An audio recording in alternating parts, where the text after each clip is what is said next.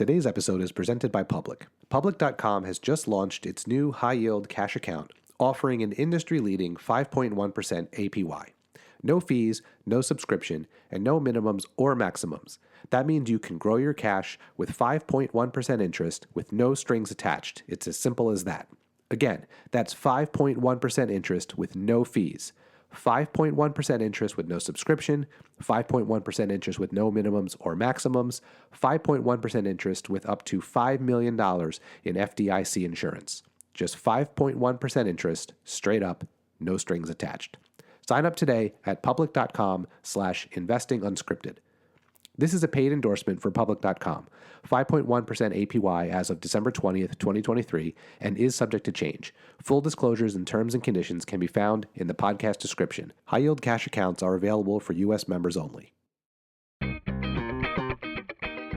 everybody. Welcome back to Investing Unscripted, where we ask and answer the hard questions about investing. Sometimes we ask other people to give their answers, too. I'm Jason Hall, joined as usual by the voice of the people, Jeff Santoro. Hey, buddy. Hey, how are you, my friend?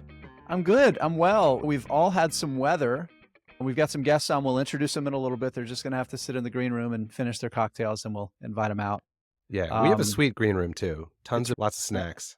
I hope the bartender made good martinis for you guys. So they're back there right now. But, this is we're having to make up the recording of this because of a lot of bad weather people have had. So by the time our listeners hear this, we're going to be a little more than a week removed from the bad weather. I hope everybody made it through okay. Yeah, Jeff, who are we talking to this week?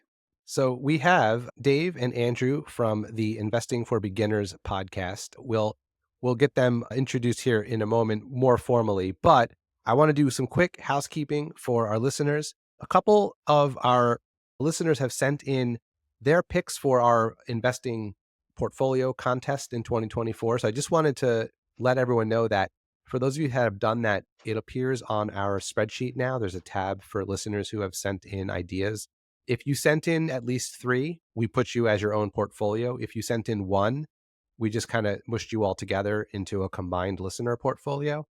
I'll keep accepting them for the next maybe week or two. And then after that, we'll just kind of cut it off.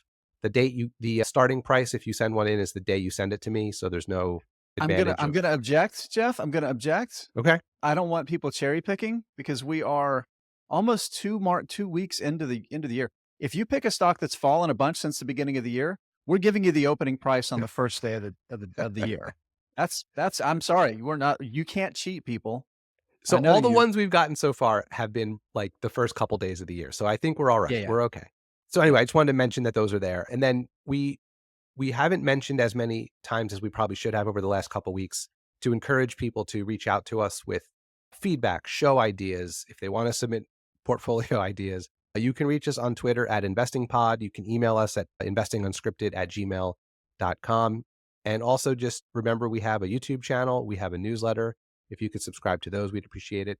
And as always, ratings and reviews of the show on the podcast apps is super helpful and appreciated, as is sharing the show with your friends and enemies and letting them know that it's a wonderful thing for them to listen to. All right, enough of me.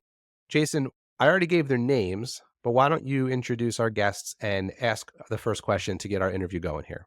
Yeah, so very excited to welcome some of our favorite podcasting heroes, some people that encouraged us both in this world because they've been doing this for a while. We've got Dave and Andrew from Investing for Beginners. And what we want to do, guys, we're going to welcome you and we want to let you give some of your background first. Dave, you talk a lot. Andrew, you go first. All right. That's a good way to intro me for sure. The way I guess I got started in investing was I just turned into a dork from day one. I picked up an investing book and started reading it. And ever since, I guess nothing's changed. All right, Dave. How did I get started in investing? It's actually, I got a job as a banker at Wells Fargo. While I was going through the interview process, they asked me what I wanted to be when I grew up. And after thinking about it for a while, I thought maybe investing might be interesting. I was lucky and had an investment advisor that worked in the branch, and he kind of took me under his wing, and I really, really fell in love with it. He actually introduced me to the Motley Fool, which was the first site that I used to help me kind of learn the basics of investing. And then I found Andrew's blog, not too long after that, and I was hooked. And I've been doing it since. And That's I'll share. remarkable. That it's interesting, right? Because Jeff, there's a little bit of a kind of mirroring of our relationship and podcast and what Andrew and Dave have. I've been doing this for a long time, a lot of it professionally for the Motley Fool. Jeff, you found it. You didn't have a pro in your back pocket, but you found me through the Motley Fool, and here we are. Dave, you found Andrew on the interwebs, and you guys got together. So the real question that I have for both of you, I think this is just, it's so compelling to me, and something that Jeff and I are probably going to really need to dig into at some point and be introspective and think about truly the true reason why. What happened? When did you get to a point that you wanted to, Dave, I want you to go first here, and then Andrew, because your story goes back a little further. When did you decide that you had something compelling to give to the investing world? For me, it was when I was sitting at my desk having a parade of people come by me that knew nothing about money or investing and had saved nothing, didn't know where to start, didn't know where to begin. Some people had money, a lot of people didn't. And they all knew that it was kind of like, you shouldn't smoke. Everybody knows they should invest, but they don't do it. They don't know where to start. They didn't have an impetus. And the bank, frankly, had almost nothing that I could give to them unless they had a certain amount of money. And so because of that, it just led me to, reading all the stuff that I did, I wanted to start trying to educate people. And so I started a blog on my own. And that's kind of how I got started. I guess for me, it feels like talking about the prehistoric times. Back then, it was like you had to pay $4.95 a trade, and people were excited because that was a big discount compared to where it was a few years prior.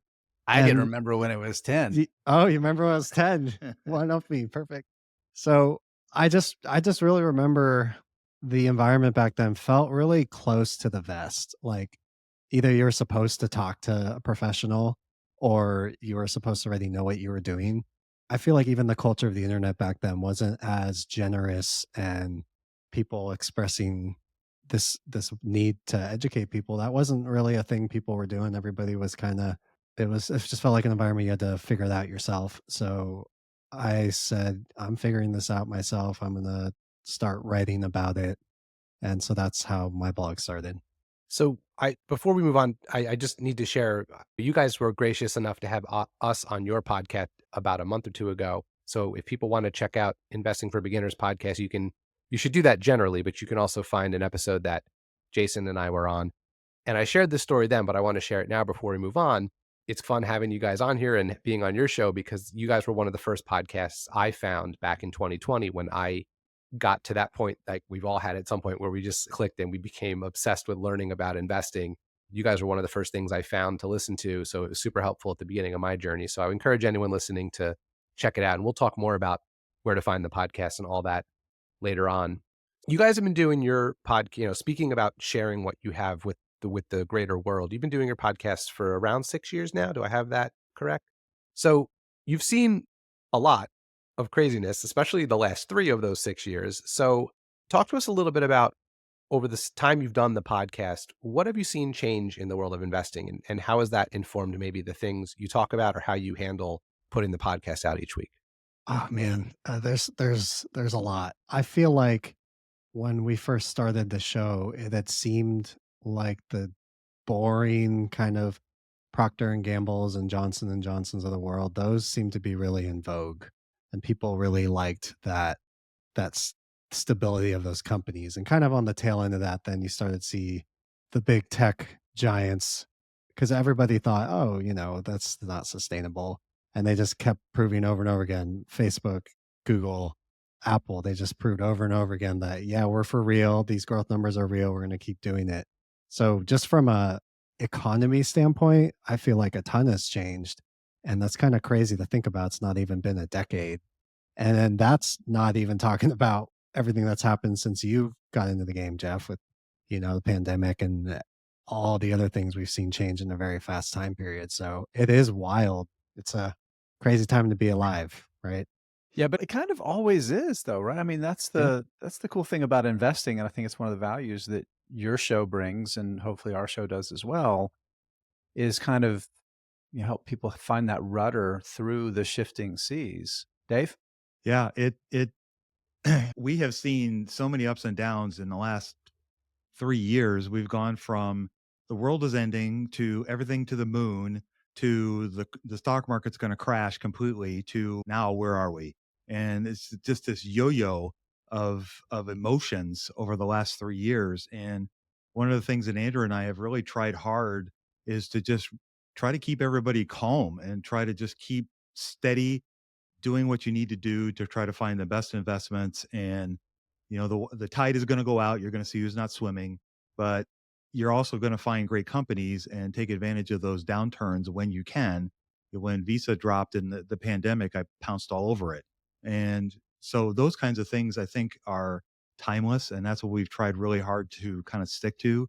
Is the more you read about stock market history, the more you realize that it's kind of the same as ever, as Morgan Housel says in his great book. It things change, but they don't really change. This time is not different. So that's what we've really tried to preach over the last 3 years, or the last six, really. Yeah, one of the things that I think is really important when it comes to like thinking about helping other people find their path forward and to remain calm is talking about mistakes, talking about how to learn from those mistakes. Jeff especially loves it when we do that because he gets to make fun of me. So I know Yeah, that's to be clear, I like talking about your mistakes, right. not Right. not my mistakes. Yeah, you and my wife, buddy. You and my wife. So, apropos of that, we all have our successes from the pandemic crash.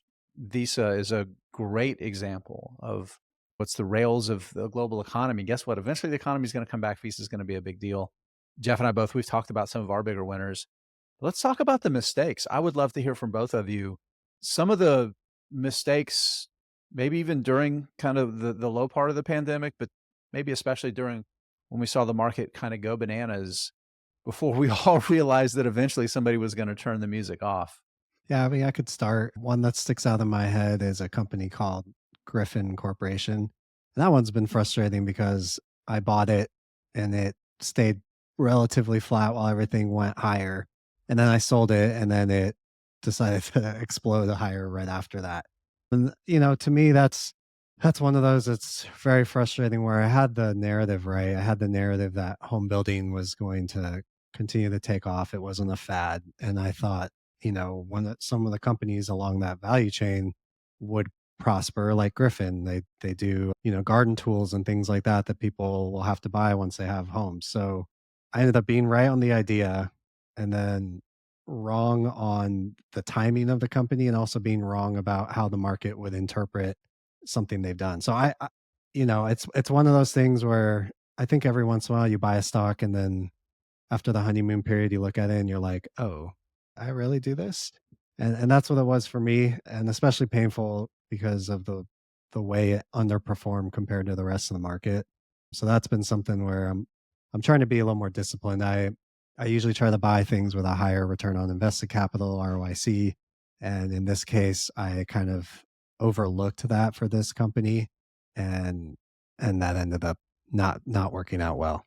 Dave, what about you? Oh boy, how long do you got? So here we go. I'll give you one. I'll give you one decision, poor decision, and maybe one of omission. So the poor decision was I bought PayPal at its absolute heights because I was going down this rabbit hole of payments. And I thought that the way we were going to spend our money was going to drastically change. And it may someday, but it's not here yet. And PayPal was going to be the everything wallet. And that was their mantra. And so I bought it at like 50 PE ish or so, something like that. So it was trading around $300 a share, and so you're looking at a bag holder here, it's what, $60 a share now, something like that. So Yeah. I did average down for a little bit. So my cost basis has come down, but still I'm down 50 some percent from my initial investment in the company. And So so you averaged down but increased your losses. yes, pretty much. Yeah. Yep. Okay. Yep. All I right. watered the weed. So Yeah. the exact Relatable. opposite thing to do. So exact opposite thing to do. So anyway, it was a poor decision. I didn't understand the market correctly. I didn't understand really what was going on, and paying that high of a price for anything was foolish. And so that was a poor mistake. The omission one was a few years ago, I got interested in a company called Novo Nordisk, and I did all the research. I didn't feel like I knew the pharma industry well enough, but I felt like I really knew the company well and what they're doing, and they had a great pipeline. And Ozempic and Wegovy were not public yet, but they were coming public, and I passed on it because I didn't felt like I knew enough about the pharmaceutical industry to get invested in it. And now it's up like, I don't know, 45% since I started looking at it. So that's a sin of omission, if you will. I want to ask you guys maybe some lessons that you learned that you've taken forward into 2024, but I just wanted to piggyback off of what you both said because it reminded me of how much I think it sounds like you guys and maybe Jason too, and I know certainly me. I think during the pandemic, a lot of us started to think that it was going to be this life-changing moment that shifted a lot of the way we did things. Like to your point about PayPal being, I remember talk of like, is cash dead? Because no one wanted to physically hand cash to people anymore. But that's just an example. There were all these different things that the pandemic was supposed to change forever. And the reality was, as soon as people could go back to the way things were, we pretty much completely did. I mean, all of the things we thought would change forever didn't. Like people thought there'd never be another conference in person and no one would ever get on a plane for a meeting. Everyone would just do and I'm sure there is more of that, but I don't know. It's sort of unrelated to the question, but that was a big learning for me from the pandemic, which is big black swan events like that can pull things forward, but I don't know that they necessarily change things permanently. So Dave, you mentioned Morgan Housel's latest book, Same as Ever, but Jeff, I think that's so important because it's a good foundational piece of knowledge when you expect the outcome for an investment to be based on people doing something differently. Sometimes, yeah, but 99% of the time, no. Or yeah, eventually. Like I think about smartphones and the iPhone and things like that. Like I think it's easy to think back and misremember that like the iPhone came out and everything changed. It really didn't. Like it came out and then it was probably several years before it really became the thing where you could look on a subway at everyone and they're staring at a device. Yeah, That no, didn't it happen was in 2007 when the iPhone came out. So, but in hindsight, those timelines get compressed and it feels like it was this singular moment. So I know for me, like I made the mistake probably the most during 2021 of just buying things that were too expensive. So I can confirm he did. you did too, sir.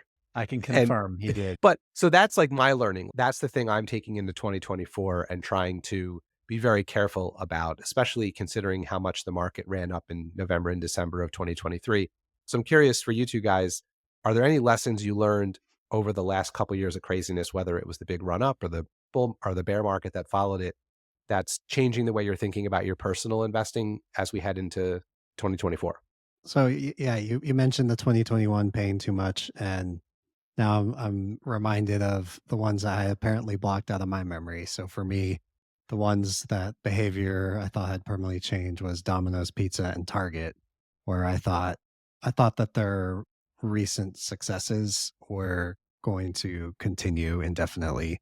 And particularly with Target, you saw they had a huge benefit from everything and then it really came down. So how am I taking that lesson in 2024? I feel like the lessons just don't stop coming.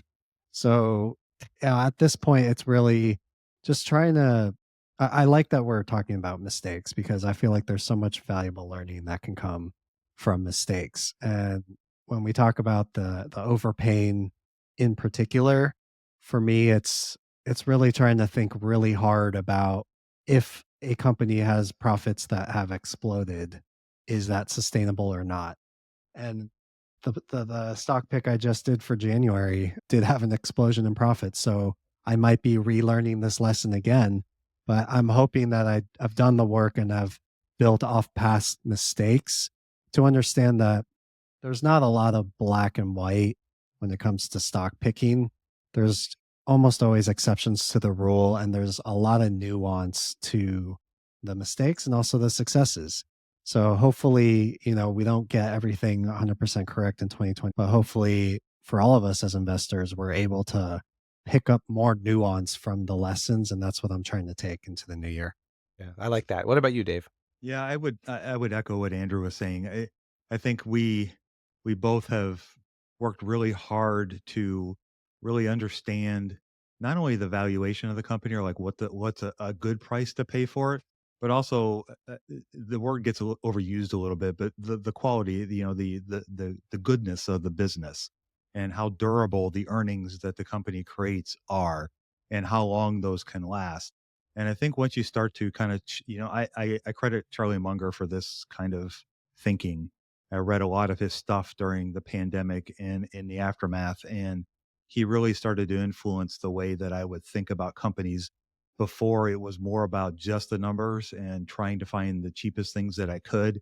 And then it kind of morphed into trying to find, pretty good prices for things that were great companies, because I feel like those are the ones that will stand the test of time. And that's really what we try to find is the best that we can find. But is it perfect? No. And is there nuance to it? Oh yeah.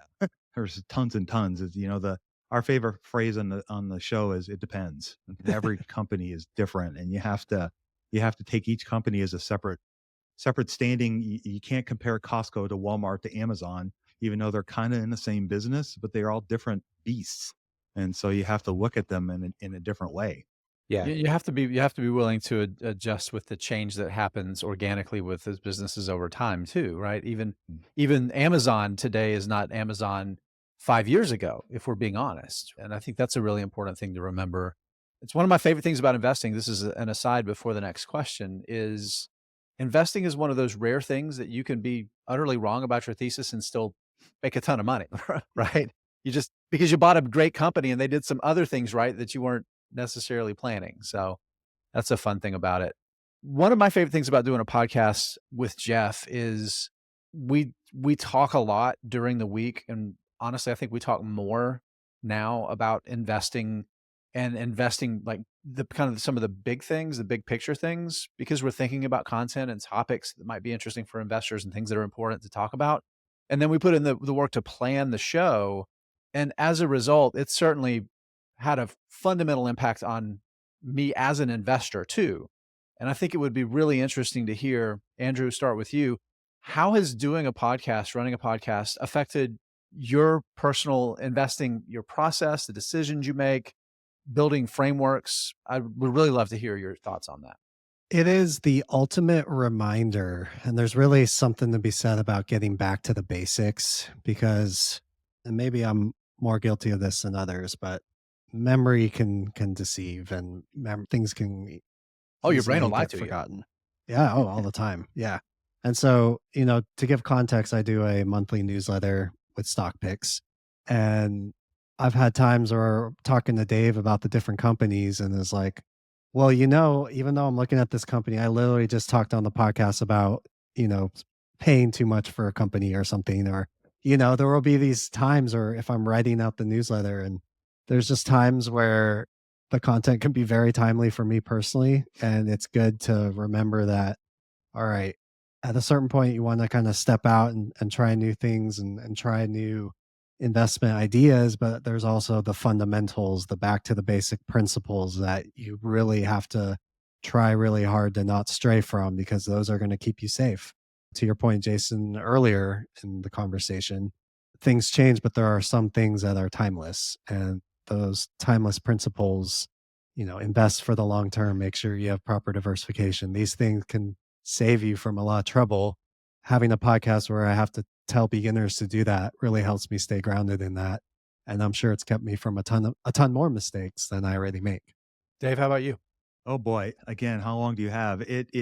Really has it really has helped solidify my learnings and my foundation, my structure, my portfolio construction, the way I think about companies. I'm very lucky, just like you guys are. I have this really smart guy that I get to talk to every single week, and we talk about stocks, a lot. And so when we go on the show, I feel so then it so just so sorry for Jeff right now. I just want to say. when you go on the show, it just, when we record, it just reinforces those learnings. And it's like Yeah. I was talking to John Rotanti a while back, and he was talking about putting in the reps. And that's what it feels like to me when we're talking about this stuff. It reinforces what is return on equity, what is earnings per share, how do you calculate those things? Those are basic fundamental financial terms.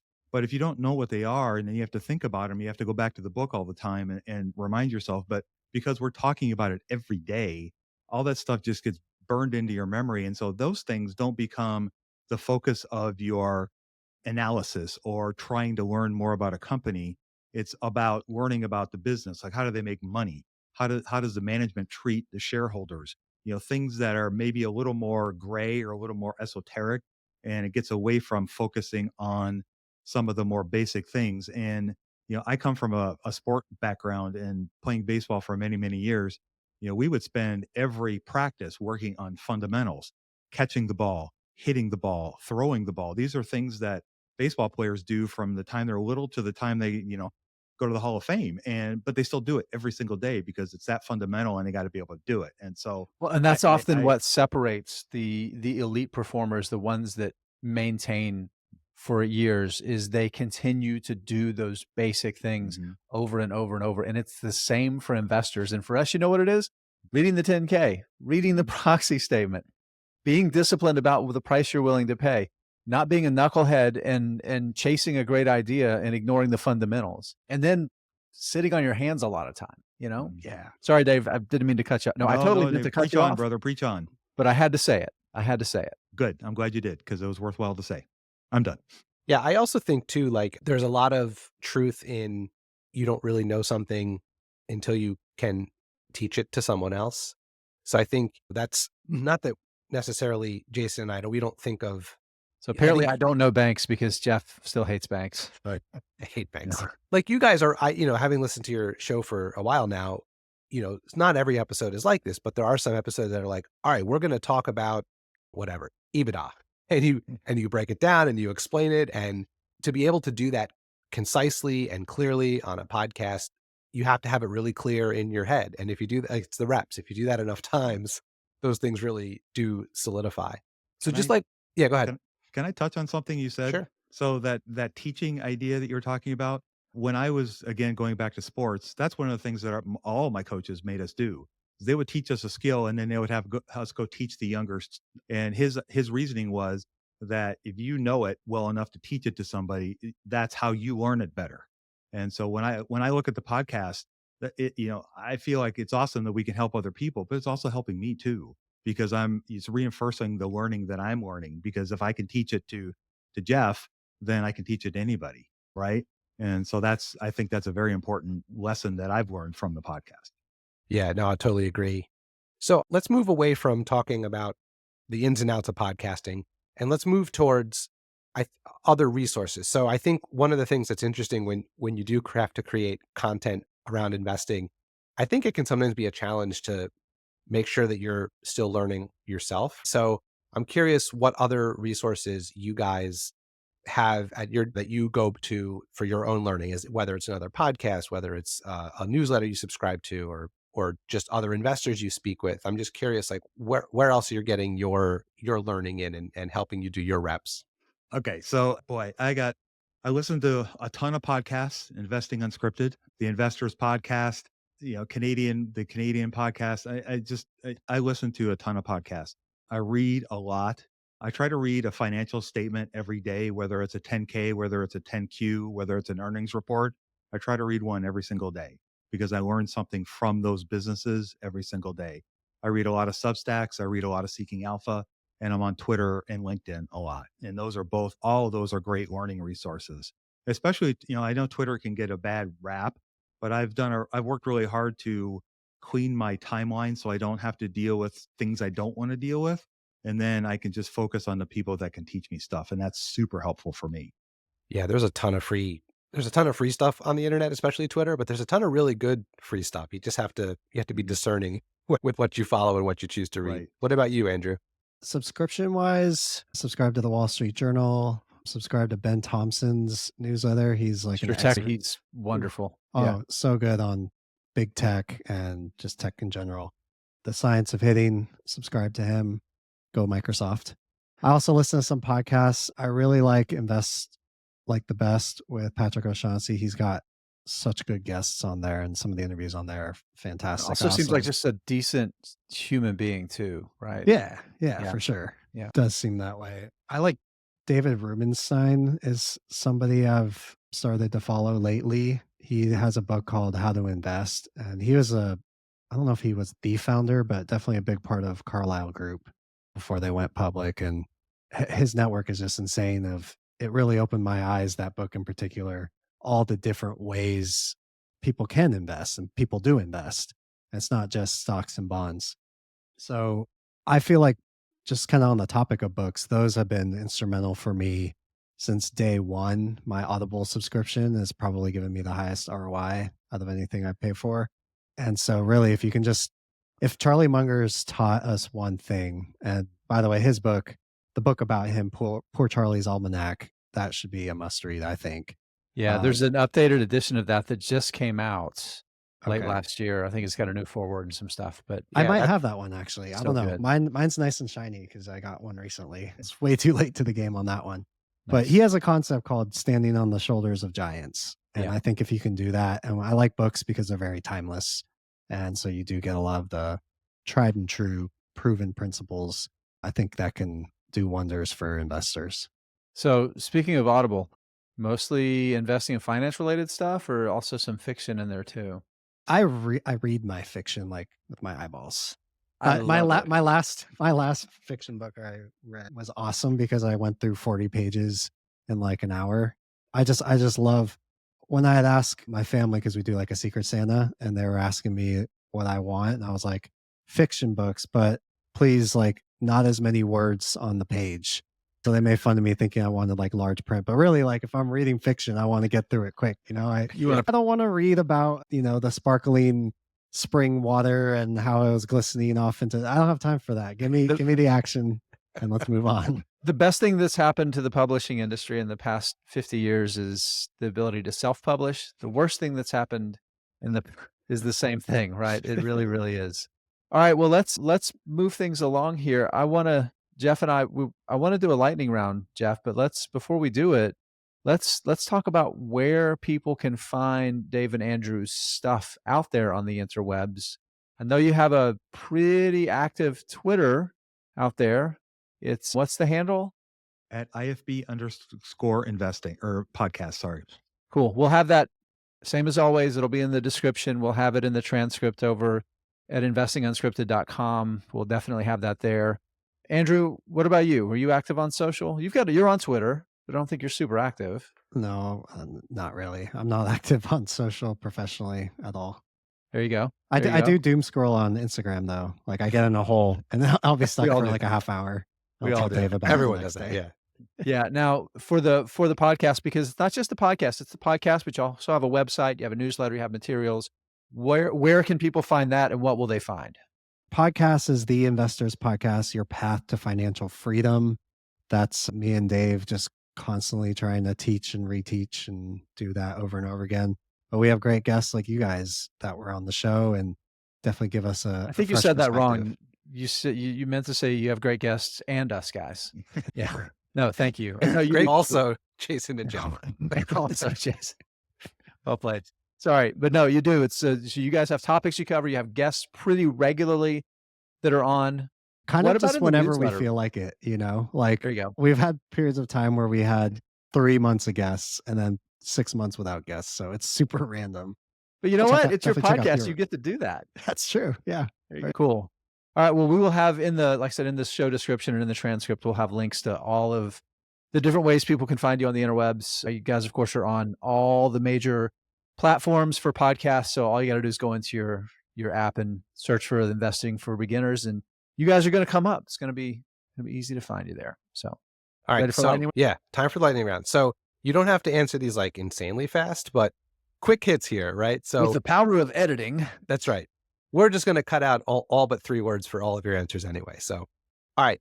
Well, and we're going to call on you. So you know who's coming. So Dave, this first one's for you. Favorite stock or stocks for 2024? Favorite stocks. I'm going to go with Visa and Adyen. Okay. Quick elevator pitch on each one. Why are they your 2 favorites? Visa is the payment rails of the economy, and Adyen is the other payments rail for the economy. love it, love it. Andrew, I want one stock from you. One stock. Perfect. I'm still pretty bullish on Pulte Group. I mentioned home builders earlier. they're just still too stupid cheap below 10 PE. And I think it will continue to pop this year. I am drinking your tea, buddy. I'm right there with you on that. All right. All right, Andrew, I got another one lined up for you. What is your reckless prediction for 2024? 2024 will be the return of the dividend. Oh, I'm I'm You trembling. said reckless. You said reckless. I'm trembling. I love it. I love it. Dave, what about you? Make one too. The San Francisco Giants will win the National League West. Holy guacamole. That's now we've gotten into fantasy land. Wow. Ooh, nice. Yeah. We could Yeah. have we should do a really uninteresting to our audience baseball podcast. We Yeah. have Be a blast. I would love that. The four of us would probably enjoy it. yeah, no one else. Just Am the I four of us. invited though? Yeah, are you a baseball fan or? Well, part of the like galactic empire here. Yeah, he's Oh, he's yeah. Oh no. he's a Oh, Dodger yeah. fan. You're definitely invited. Yeah, absolutely. Jeff, Yeah. what's our next lightning round question? Okay, we'll go back to Andrew for this one first. Do you think interest rates will fall in 2024? The consensus says yes, so I say yes, but I don't think it will fall as much as people think. That's kind of my take on it too. What about you, Dave? I don't really care. Love it. Excellent. That is an excellent answer. Okay, so now here's the follow-up.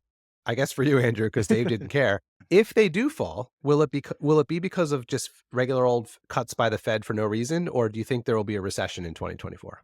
I think it will be like a recession in certain parts of the economy, but I think some parts won't have a recession.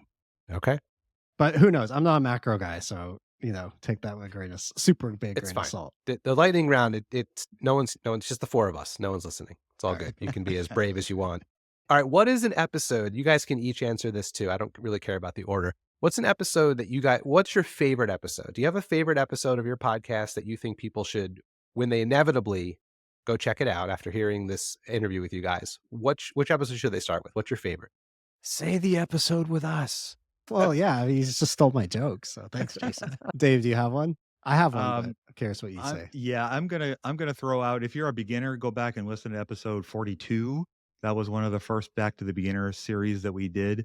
And I feel like that's a turning point in the podcast. I think that was a great show. If you're not a beginner, then listen to the episode that we did with Jeff and Jason. Beautiful. There you go. I'm going to throw in IFB 247.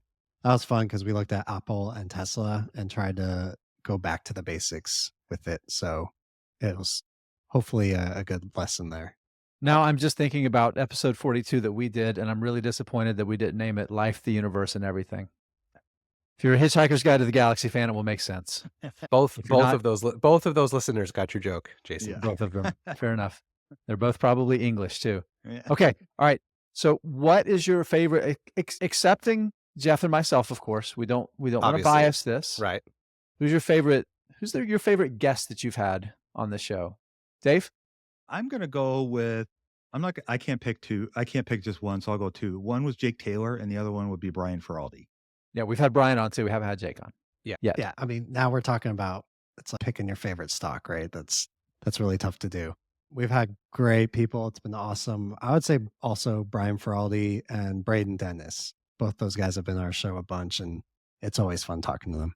Okay. Yeah, I want to encourage all of our listeners out there, if you don't subscribe to our newsletter with the transcript, I'm going to go find those episodes and I'm going to put the link in the transcript in this part of it. So anybody that wants to listen to those episodes, it'll be really easy to find it. Just go to investingunscripted.com and sign up for the newsletter. All you got to do. It's that easy. I think that wraps it up. We answered all of our lightning round questions. We talked about the podcast. We got your thoughts on lessons learned from the past several years. So I think just to wrap up, thank you, Dave. Thank you, Andrew. It was awesome having you guys on. I know I'll speak for both of us to say that it's been great to connect with you guys, both personally, but also on the podcasting side of things. So I hope our audience enjoys this episode and checks out your show and adds it to their rotation. So thanks a lot for coming on. Thank you for having us. Yeah. I have one final question. You always have a final question. Like, we're about do. to wrap up. I do. I do this nice little, like, professional sounding ending, and then you just like throw a monkey wrench right in the middle. of Why it do you think I do it? because you're a jerk. Bingo. There you go. So my final question is, you guys going to come back on our show sometime? Absolutely. Awesome. I think we'd love to have that. I think our listeners would as well. And as always, we'd like to wrap this up by reminding our listeners that Jeff and I love to give our answers to these hard investing questions, have great, smart people like Dave and Andrew come on to give their answers as well. But it is up to you to find your answers to these questions. You can do it. I believe in you. All right, Jeff, we'll see you next time. See you next time.